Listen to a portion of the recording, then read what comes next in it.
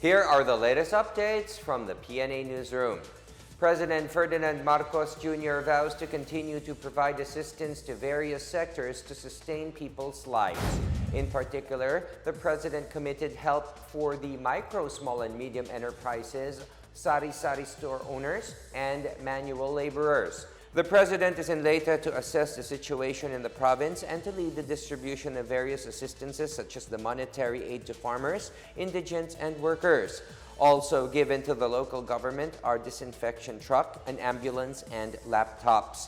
Hanggat mangyari yun, kami po bilang gobyerno ninyo ay nandito upang tumulong at hindi kami aalis hanggang nakikita namin na kaya nyo na magsarili dahil yan po ang aming naging prioridad na umahon at pagandahin ng ekonomiya at dahan-dahan aabot din tayo dyan. Meanwhile, Labor Secretary Bienvenido Laguesma said the government is working on measures to help cushion the impact of soaring prices of basic goods on workers. He said other government agencies are also looking for ways to aid workers by providing them with non-wage benefits such as subsidy in terms of fuel, power, and basic commodities. President Ferdinand R. Marcos Jr. believes putting the National Disaster Risk Reduction and Management Council under the office of the president would streamline the government's disaster response efforts. During his visit to Tacloban City, Marcos stressed the need to bolster disaster response initiatives and rehabilitation projects in response to the destruction wrought by recent typhoons. Marcos vowed to pursue the much-needed reforms in disaster response, noting that typhoons are becoming much stronger and calamities more destructive.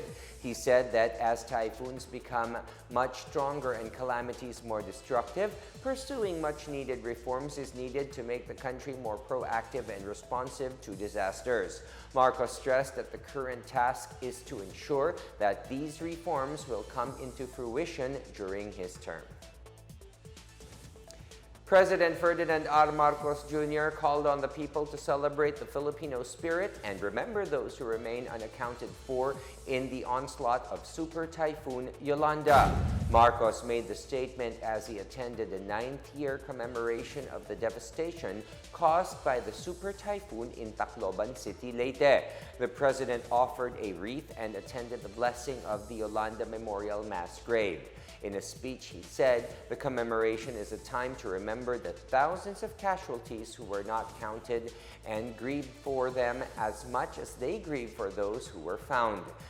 If you remember, during the count of the casualties, the count was stopped.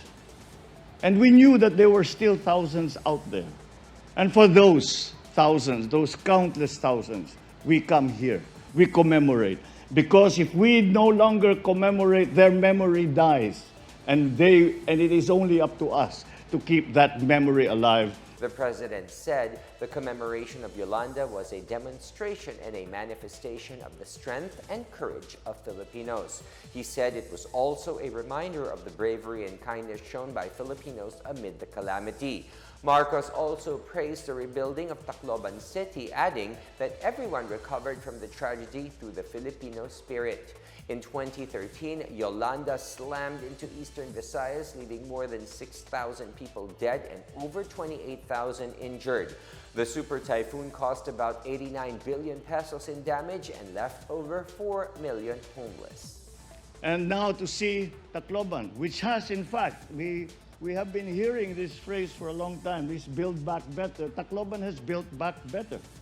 And it is a wondrous sight to see. And it always gives us hope that even if there are tragedies and disasters in other places, we know the Filipino spirit will never be quelled. The Filipino spirit will always burn bright and bring back normal life to their communities. That is what we commemorate. The National Capital Region Police Office is all set to enforce tight security around the venues of this year's bar examinations set to start tomorrow.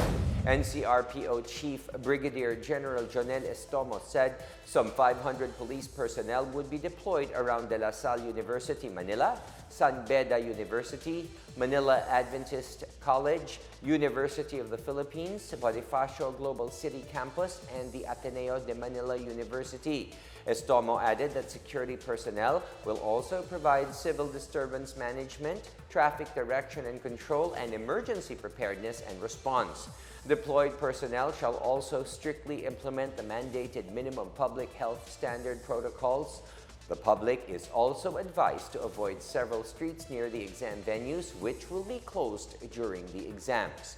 Nearly 10,000 aspiring lawyers are taking this year's bar exams to be held on November 9, 13, 16, and 20.